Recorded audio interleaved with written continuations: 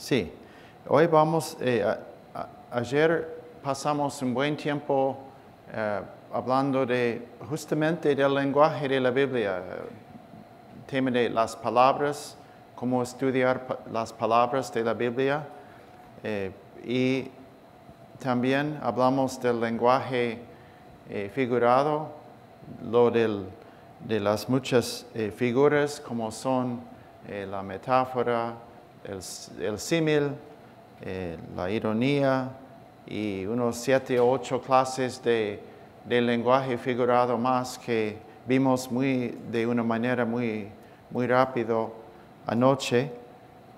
Y hoy, que es el último día, vamos a ver hasta dónde llegamos. Normalmente esta clase tengo entre 20 y 30 horas para el material que tengo. Y ahora estoy tratando de comprimir todo en 12 horas. Así que por eso tal vez ustedes notan que a veces estoy pasando muy a lo ligero por temas que realmente podrían merecer más profundidad. Pero por lo menos yo creo que compartiéndolo puede ser de ayuda y de estímulo. Así que hoy vamos a comenzar con tipos. Y primero tenemos que definir qué es un tipo, porque tipo en español significa muchas cosas. Puede significar clase de algo, por ejemplo, tipo de comida es como clase de comida. Puede significar muchas cosas, pero cuando estamos usando la palabra tipo en una manera especializada en los estudios bíblicos. Así que vamos ahora a definir qué es el tipo. Un tipo, ahí es, voy a hacer esto un poco más grande. Así se puede ver mejor. Y otra cosa, perdón. Tengo que cambiar mi... Algo pasa. No.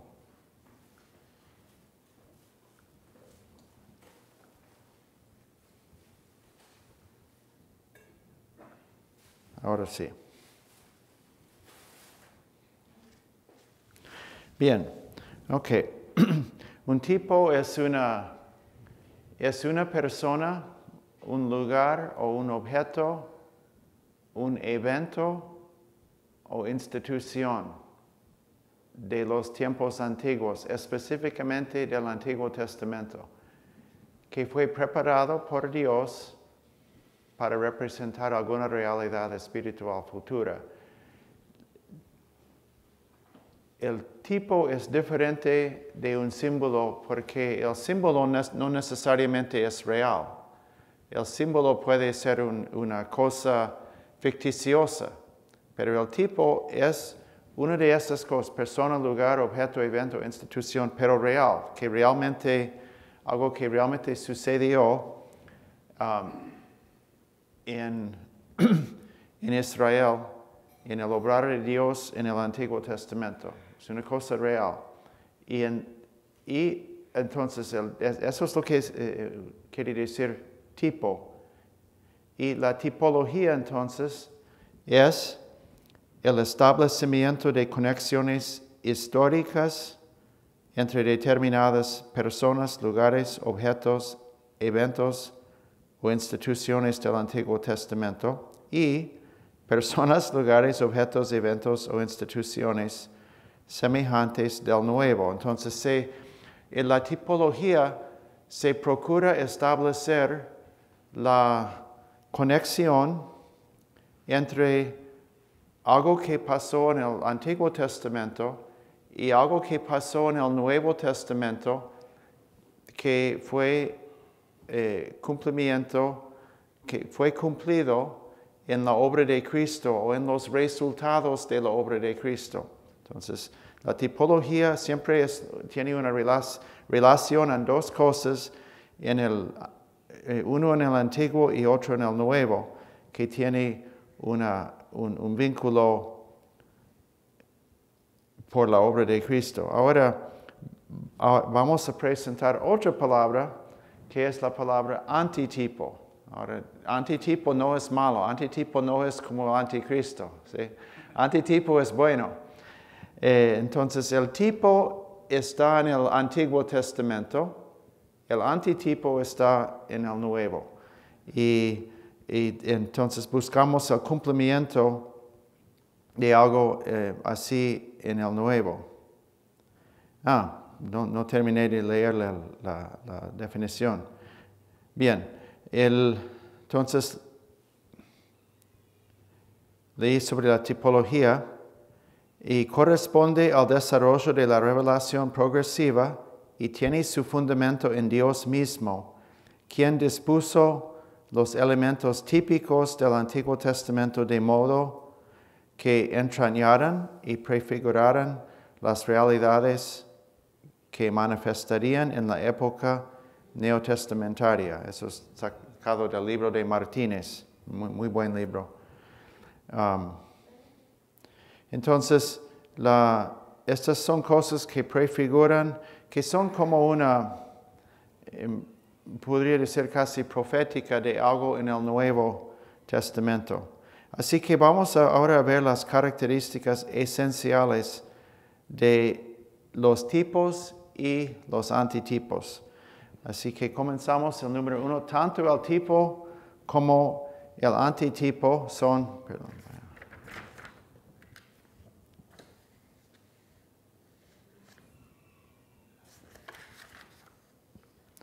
realidades históricas. Tanto el tipo como el antitipo son realidades históricas que se corresponden. Un ejemplo. Jesús en Juan capítulo 3 habla con Nicodemo y él enseña acerca de la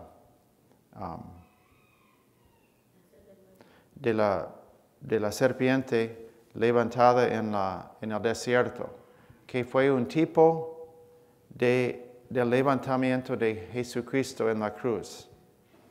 Así que eso es tipo y antitipo, pero las dos cosas son históricas.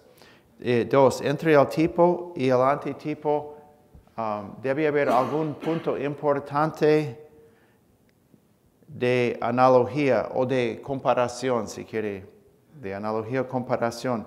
Pero puede haber otros puntos en que las diferencias son muy grandes. Por ejemplo, Jonás. Jesús dijo, como Jonás estuvo en el vientre del pez por 3 días y 3 noches, así será con el Hijo del Hombre. Entonces, está usando el mismo Señor, hablando del pasaje de Jonás por el vientre del pez, usando esto, prefigurando su propia, los 3 días y noches sepultado. Así que eso fue tipo y antitipo. Pero, y esto es muy importante, el hecho de que hay un punto de semejanza entre Jonás y Jesucristo, en ese punto no quiere decir que todos los aspectos de la vida de Jonás prefiguran la vida de Jesús. Claro que no, porque Jonás era un profeta rebelde, un profeta que odiaba a la gente que estaba predicando. Claro, no es que el tipo necesariamente que la semejanza se extiende extensivamente por toda la persona o todo el evento. Así que esto es importante tener en cuenta.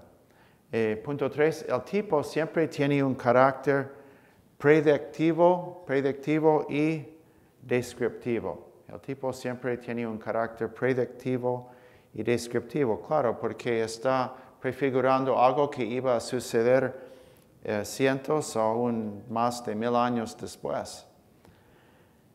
4.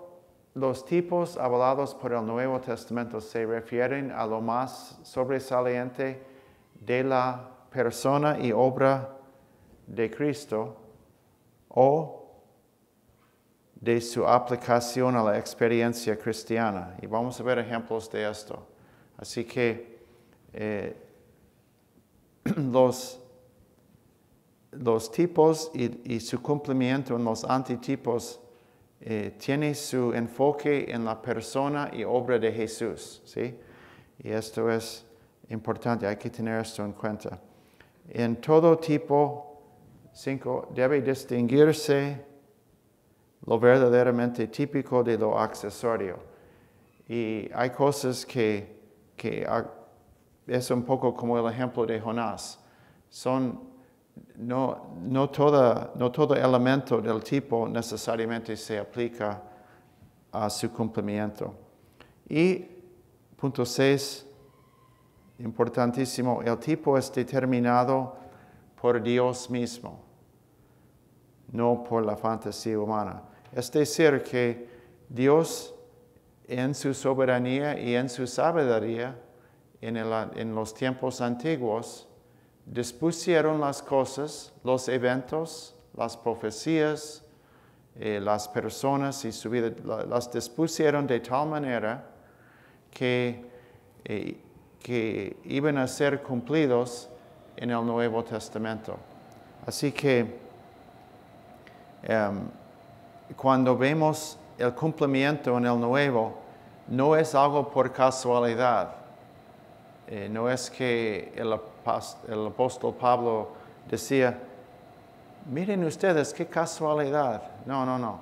Eso no es la actitud y no es la realidad. Porque el tipo fue determinado por el mismo obrar de Dios. Tanto el tipo como el antitipo estaba en su plan. Bueno, entonces, clases de tipos. Y claro, no vamos a tener tiempo de ver todo eso, pero tipos personales. Y la lista que tengo aquí no es necesariamente una lista completa no es completa, hay más, pero eso para dar una idea. También que yo saqué del señor Martínez y también del señor Terry. Así que, bueno, tipos personales como Adán, Abraham, Melquisedec, Moisés, Josué, entre otros. Y, por ejemplo, para darles el sabor de cómo es esto, tenemos Adán. No vamos a hacer, vamos a hacer Adán, está bien. Romanos 5.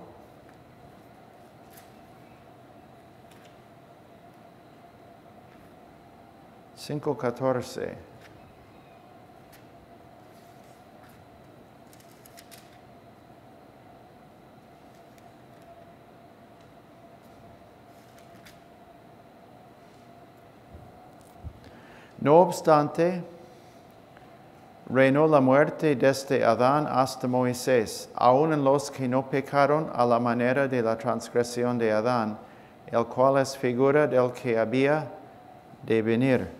Y luego vamos a leer el verso 19. Porque así como por la desobediencia de un hombre los muchos fueron constituidos pecadores, así también por la obediencia de uno, los muchos serán constituidos justos. Ahora, ¿cuál es el punto de semejanza entre Adán y Cristo? El punto no radica en su comportamiento, porque Adán pecó y Cristo fue justo.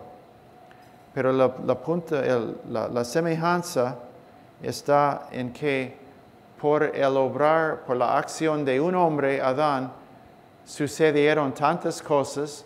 La raza humana pasó de la vida a la muerte por la acción de Adán. Y el punto de semejanza está en que por un acto de obediencia de Jesús, los hombres pasaron de la muerte a la vida. Entonces se ve las diferencias, pero también Pablo está subrayando el hecho de que el acto de Adán tuvo consecuencias para toda la raza y que el acto de Jesucristo tuvo consecuencias también para la raza. Así que eso es el tipo y el antitipo. También podemos hablar de tipos materiales. Por ejemplo, el tabernáculo era otro tipo que tenía el lugar santo, y al lugar santísimo tenía el altar, tenía el candelabro con las 7 lámparas, tenía la mesa de la presencia con los panes, el incienso, el sistema de sacrificios, todo ese sistema que prefiguraba algo que iba a venir en el nuevo. Y ahora vamos a Hebreos 9.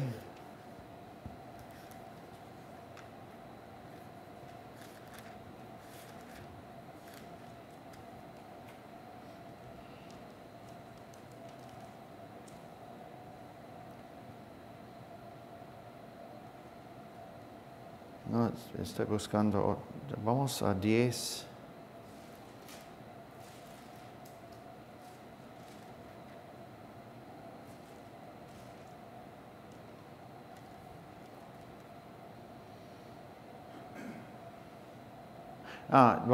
No, yo tengo que cambiar mis citas porque veo que algunos están equivocados. Entonces vamos a Hebreos 9, 23. Fue pues necesario que las figuras de las cosas celestiales fuesen purificadas así, pero las cosas celestiales mismas con mejores sacrificios que estos. Porque no entró Cristo en el santuario hecho de mano, figura del verdadero, sino en el cielo mismo, para presentarse ahora por nosotros ante Dios. Así que el tabernáculo no fue el santuario verdadero, sino el santuario verdadero de que escribe en Hebreos fue el santuario celestial. Y el tabernáculo terrenal prefiguraba el tabernáculo celestial. Tipos institucionales, el sábado y la Pascua. Bueno, la Pascua sabemos que fue tipo del sacrificio del Cordero en la cruz. Y también tenemos acontecimientos típicos, por ejemplo, el Éxodo. Mencioné la serpiente de bronce y la experiencia en el desierto. Vamos a 1 Corintios 10.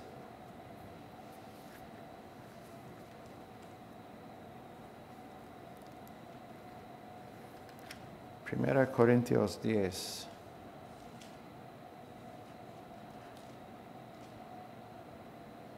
Y bueno, hay mucha tipología en el capítulo 10.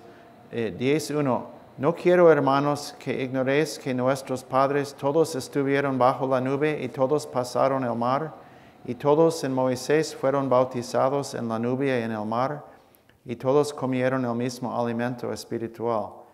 Y todos bebieron la misma bebida espiritual, porque bebían de la roca espiritual que los seguía, y la roca era Cristo. Pero de los más de ellos no se agradó Dios, por lo cual quedaron postrados en el desierto. Mas estas cosas sucedieron como ejemplos para nosotros. Y bueno, sigue así Pablo. Pero fíjense ustedes que Pablo está tomando el cruzar el Mar Rojo como prefigurando el bautismo. Está tomando Pablo el comer el maná como una figura, un tipo del alimento espiritual, o sea, la comida para el estómago, el maná, es un tipo del alimento espiritual dado en Cristo. Y también habla de la roca, que Moisés, que se partió la roca en el desierto, salió agua, un milagro, pero eso también era tipo de beber espiritualmente de la plenitud de Cristo. Entonces, esto estos eventos son tipos que son como proféticos de la experiencia cristiana, luego de la obra de Cristo. Así que estos son algunos ejemplos de tipos y, bueno, consejos para trabajar con los tipos. Y creo que es importante que nosotros siempre tengamos alguna manera de comprobar que es tipo del Nuevo Testamento. No es que vamos e inventamos algo. Y así que si a mí me toca predicar sobre un texto que tiene un tipo, es bueno buscar los otros textos en el Nuevo Testamento que también hablan del mismo tipo. ¿Sí? Ese es el punto 1. 2, determinar los puntos de correspondencia. Bien, determinar todos los puntos de correspondencia entre el tipo y el antitipo, delimitándolos adecuadamente a fin de no atribuir a aquel más de lo que realmente prefigura. Y especificar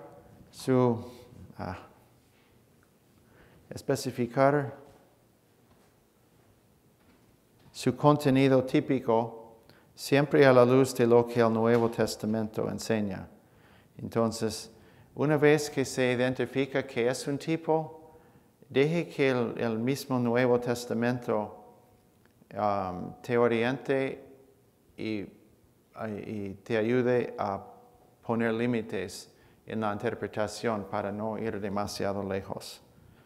Bueno, algunos consejos para trabajar con la tipología.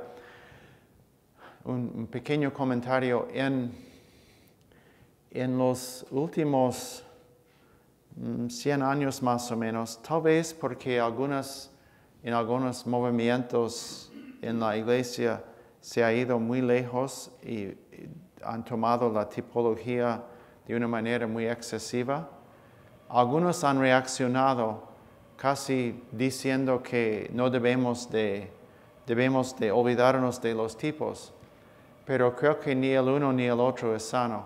Y cuando uno lee la predicación y la enseñanza de grandes maestros de la Reforma Protestante, como el John Owen, el inglés, o como Spurgeon hace lo mismo, el teólogo Jonathan Edwards, también hace lo mismo. Mucha tipología, y creo que ellos no son excesivos. Así que tenemos que encontrar el equilibrio, creo que es lo importante. Pero si no lo usamos los tipos, estamos perdiendo una riqueza tremenda que está en el Antiguo y el Nuevo Testamento. Bueno, son algunos consejos. Ahora vamos a pasar a la simbología. Y vamos a ver cuando hablamos de la definición de la simbología, que la diferencia entre lo que es un símbolo y lo que es un tipo. Bueno, el símbolo es un ser o objeto que representa un concepto abstracto, invisible, por alguna semejanza o correspondencia. Y uno ve la diferencia con el tipo, porque el tipo y el antitipo son dos cosas reales. En cambio, el símbolo es una cosa real, pero que simboliza una cosa abstracta, como un concepto, una idea, algo invisible. Ahora, punto B, mucho en común con el tipo. En cierto sentido, todos los tipos son símbolos, pero no todos los símbolos son tipos. O sea, cuando uno ve la serpiente, fue un símbolo de la serpiente que estaba mordiendo a la gente, pero también un símbolo de Jesucristo levantado, hecho pecado por nosotros. Entonces, tomando la justicia de Dios. Pero Bueno, el símbolo es lo más importante, acordarse, el símbolo es una cosa, un objeto, pero que simboliza algo que es abstracto, como una idea, un concepto. Punto C, un objeto determinado no siempre tiene el mismo simbolismo. Por ejemplo, el fuego. Y ahí se nota que el fuego a veces es símbolo del Espíritu Santo, a veces el fuego es símbolo del juicio, a veces el fuego es símbolo de la presencia de Dios. O sea, el hecho de que yo encuentro una palabra simbólica no quiere decir que cada vez que veo la misma palabra, que tiene la misma, que significa lo mismo, que es el mismo símbolo. Hay que tener mucho cuidado de no multiplicar los puntos de semejanza o correspondencia entre el símbolo y lo simbolizado, sino encontrar el punto que quiso señalar el autor. A veces los predicadores se extienden demasiado y si ven que hay una correspondencia, encuentran cada correspondencia. Por ejemplo, he leído exposiciones del Salmo 23 y ellos estudian, dicen, bueno, el pastor es símbolo de Cristo, pero luego ellos hacen un estudio de qué hacían los pastores en la antigüedad, cómo que vivían, qué hacían, qué eran sus prácticas, y tratan de encontrar cada cosa, por ejemplo, cada cosa que hace el pastor, que hacían los pastores reales de ovejas, y tratan de encontrar en Cristo una correspondencia entre cada cosa que hacía el pastor y lo que hace Cristo. Pero es mejor para nosotros, en este caso, en el Salmo 23, limitarnos a los aspectos del simbolismo entre el pastor y nuestro Señor, que específicamente enseña el Salmo. Entonces vemos que Él nos cuida, dice, con su vara, nos apacienta, nos lleva a las aguas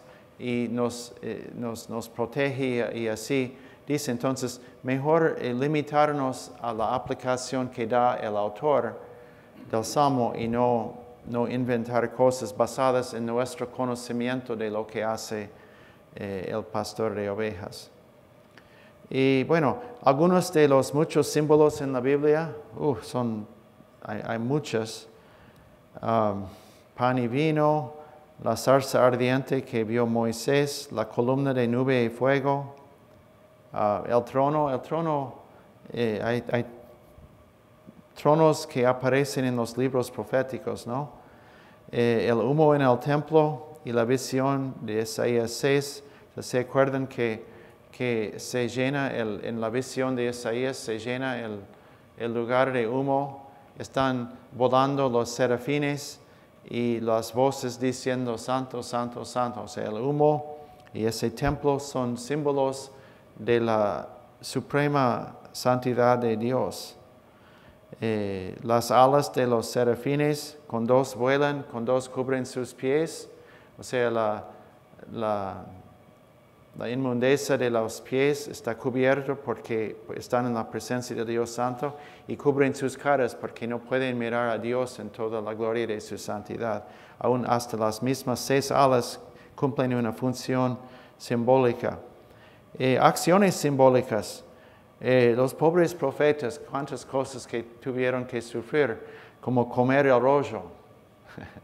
Eso no era tan rico como una tortilla o una arepa, ¿no?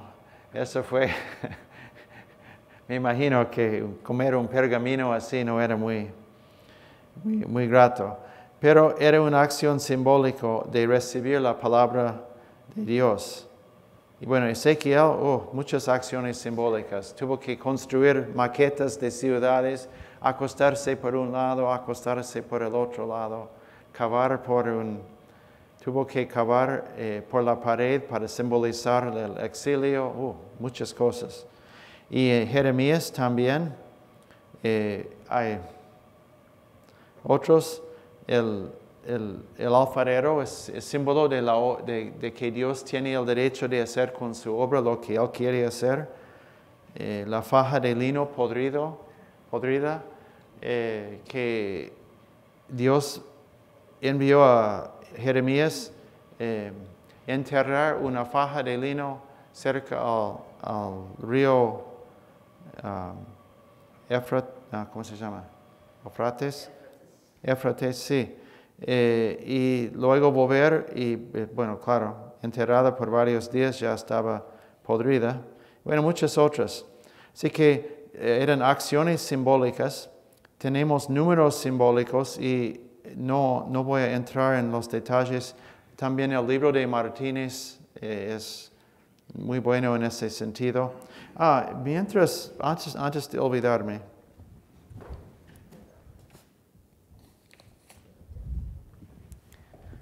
esto es yo lo recomendé como el libro de texto recomendado. Y ustedes van a ver que por el tamaño que no es muy caro, pero me gusta este libro. Fue escrito por un señor Tomás de la Fuente. Él lo escribió, creo, en el año 1956. O sea, es un libro que ya tiene más de 60 años y sigue siendo editado y vendido. Es muy bueno. Y lo bueno, uno es que si ustedes dicen, estoy un poco, mi bolsillo está medio vacío, pero yo conseguí este libro. Hay varias casas de librerías hispanas que tienen este libro, y yo lo conseguí, creo que estaba como $8, que hoy en día para un libro no es nada malo. A veces se vende en 10, pero es muy completo y él habla de todas las cosas de que estamos hablando nosotros. Él tiene, a pesar de ser muy corto, tiene un capítulo sobre casi todos los aspectos de la hermenéutica y da ejemplos. Yo traté de dar otros ejemplos, no los ejemplos de él, para no duplicar lo que él está haciendo. Pero eso ha sido para mí un libro de mucha ayuda. Y los otros hermanos que lo han usado dicen, qué bueno, un libro tan corto que abarca tantas cosas valiosas. Así que lo recomiendo a ustedes, este libro. Inclusive yo lo puedo, si prometen ustedes no seguir escuchándome a mí, voy a ¿está buscando ahora? Qué bueno, sí. Creo que lo conseguí de una librería, creo que fue aquí en Texas. No me acuerdo el nombre. $8.99. Bueno, sí, entonces no es caro. Y, o sea, cuesta un poco más que una hamburguesa. Así. Se puede. Bueno, bien. Entonces, números simbólicos, no voy a entrar mucho en esto a veces, pero hay material también en un diccionario. Ustedes saben, yo no recibo ninguna comisión por la venta de diccionarios bíblicos, pero sigo alabando diccionarios bíblicos o enciclopedias, porque básicamente un tomo así de grueso va a conseguir muchas cosas de valor. Bueno, también una Biblia de estudio puede ser una muy buena herramienta que tiene planos, tiene concordancia, tiene artículos cortos sobre algunas palabras importantes. Eso puede ser de mucha ayuda. Bien, números simbólicos y nombres simbólicos. Pobrecitos los chicos que recibieron esos nombres. No sé si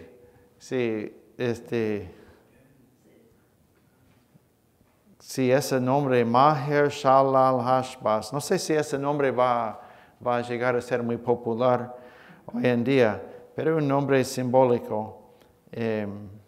Loruama o Loami, que en Oseas, que Loruama quiere decir no no querido o no amado, ¿sí? Y el lo ame no es mi pueblo. Así que imagínense que y eso eran nombres que pusieron los hijos de Oseas. Imagínense que la mamá llamando al hijo para comer. Vení, no amado, es hora de comer. Así que no sé, no me parece. Bueno, David también una persona, bueno, es más como tipo. No, David, el nombre de David usado en Ezequiel, como, es más como tipo que símbolo. Bueno, Elías, como vimos ayer, colores simbólicos. Qué interesante, ¿no? Azul sugiere lo celestial, lo divino. Púrpura, la realeza. Blanco de pureza y gloria, la ropa blanca. Negro con la muerte y el luto. Rojo con la sangre y la guerra. Y también hay metales y piedras preciosas. Hay una cosa que dice aquí, que estoy de acuerdo, el simbolismo de las piedras es difícil de determinar. A veces es difícil determinar, sí, pero esmeralda es diferente que que zafiro y qué son los significados. Pero lo que podemos decir con seguridad es que son piedras preciosas o semipreciosas que son usados para significar cosas de valor o de importancia. Y bueno, el oro sugiere la gloria de Dios. Y bueno, el uso del oro en el tabernáculo como símbolo de la gloria de Dios. Bien, entonces eso un poquito sobre el simbolismo. Otra vez, la riqueza que Dios nos ha dado. La Biblia, la presentación, la enseñanza sobre la Biblia no tiene por qué ser aburrido, porque la Biblia misma tiene tanta belleza y tantas cosas interesantes. Bien, ahora voy a mencionar algo sobre el trasfondo histórico, sociocultural. Esa parte, cuando estaba preparándolo, estaba extendiéndose mucho y yo sabía que no tenía tiempo. Así que en los apuntes que envié a Javier, hay una parte al final que es una discusión tomado del libro de Martínez, en que él habla de las varias dimensiones, aspectos de estudiar la cultura y la historia del texto. Y eso creo que son como 10 páginas del libro de Martínez que están sobre el final de los apuntes. Así, sí, porque eso están en la página. Sí, ustedes está en formato PDF, ustedes pueden leer esto. Pero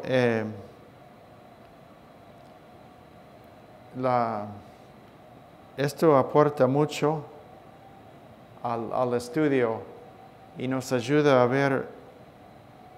Anoche mencioné que la parte geográfica y política era muy importante en Israel. ¿Por qué? Porque Dios, hoy día sigue siendo así, ¿no? Que Israel es el punto estratégico del mundo. Pasa el petróleo por ahí, pasa el comercio, están muy grandes potencias alrededor de Israel, en Europa, lo que es Irán, Rusia está cerca, o sea, están muchas potencias muy grandes. Y eso fue así también en los tiempos bíblicos. Tenemos Egipto, que era una potencia mundial por milenios. Y tuvimos los otros imperios, como eran los asirios, los babilonios, los persas, los griegos, los romanos, y todos codiciaron controlar la tierra de Israel, porque al tener control de Israel, ellos pudieron también manejar los movimientos de sus enemigos. Entonces Israel fue una tierra muy codiciada por los grandes imperios de su tiempo. Y cuando nosotros leemos los profetas, vemos que, y si creemos en la soberanía de Dios, creemos que Dios los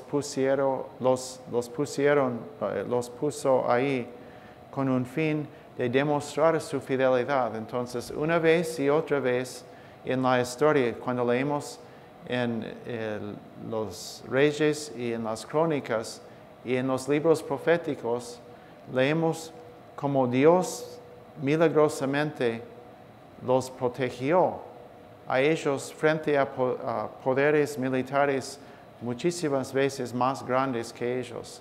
Así que eso es un pequeño ejemplo de lo que un conocimiento de la historia nos puede dar.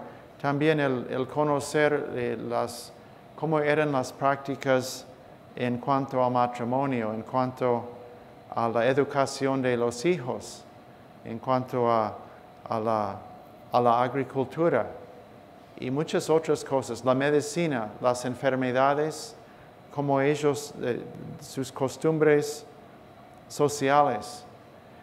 Y también estos se encuentran en enciclopedias o en algunos recursos en Internet. Y ayuda mucho a nosotros entender esto cuando estamos interpretando el texto. Si el texto tiene una referencia histórica, qué bueno es saber algo más acerca de la historia. Bueno, vamos a hablar un poco sobre un tema que es controvertido hoy en día, que es la acomodación cultural y la interpretación. Ustedes seguramente saben que hay muchos ejemplos de esto, pero por ejemplo, en el ejemplo de los debates de hoy en día sobre la homosexualidad, sobre el matrimonio gay, para dar un ejemplo, hay los que dicen que la Biblia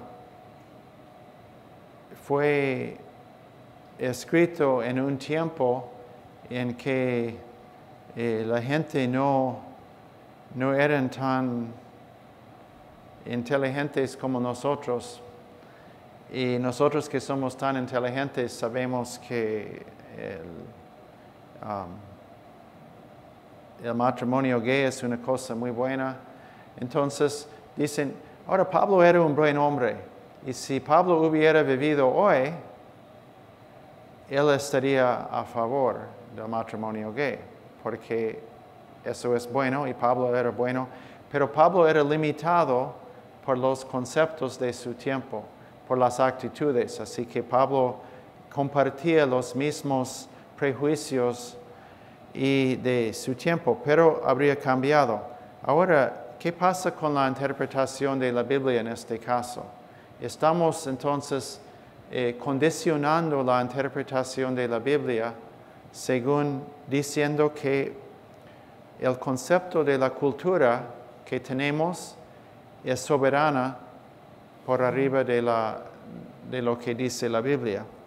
Y estamos diciendo también que cuando la Biblia fue escrita, que la cultura de su tiempo condicionó completamente a la Biblia. Así que la Biblia no pudo tendría que decir otra cosa hoy. Y que fue la cultura que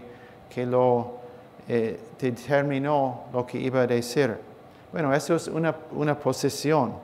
No es la posición que tengo yo, pero hay personas que argumentan así. Y hay otras, así que esa es la primera posición. La segunda es que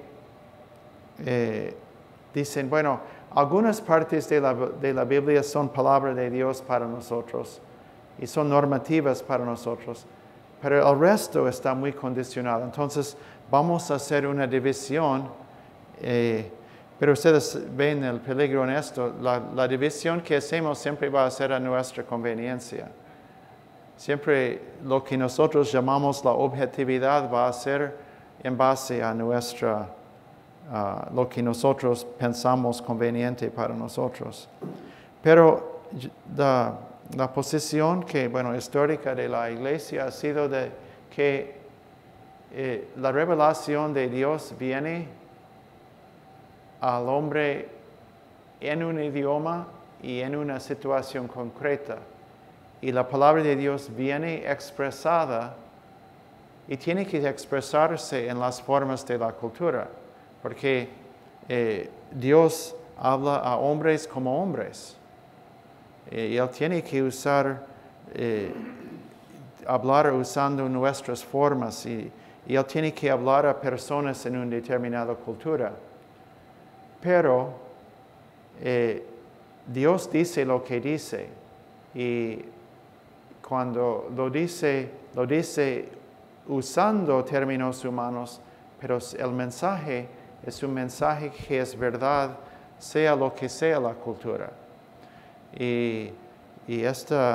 Entonces, con toda compasión y con todo tratando de amar y entender a personas con perspectivas diferentes, igual tenemos nosotros humildemente que decir, no, la palabra de Dios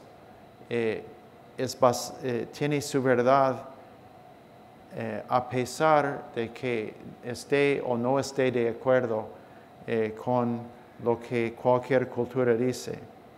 Así que eso es un tema que da para mucho y tiene mucho que ver con la interpretación, pero por el tiempo no vamos a poder hacer mucho. Pero en resumen, la cultura no es la revelación. La revelación es la palabra de Dios en medio de una cultura, a través de palabras y obras acomodadas a las personas. O sea, la cultura no es la revelación de Dios, pero la revelación no puede expresarse sin un idioma y cultura. Entonces, Dios habló en tiempos particulares, pero no podemos limitar lo que dice la palabra, porque la cultura en sí era limitada.